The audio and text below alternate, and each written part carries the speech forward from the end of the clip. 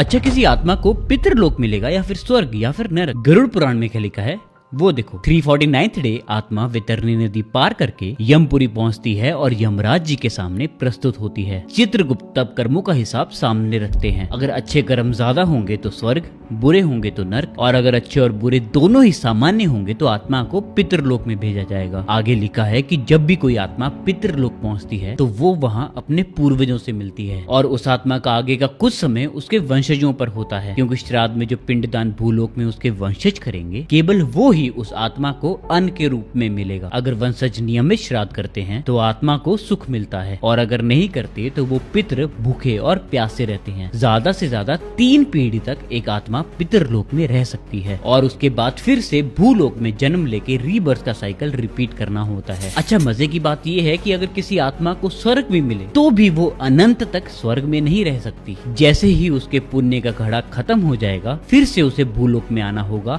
और फिर से उसे पाप या पुण्य करने होंगे और ये साइकिल चलता रहेगा। अच्छा, तो इस साइकिल से बाहर निकलने का कोई तरीका नहीं है?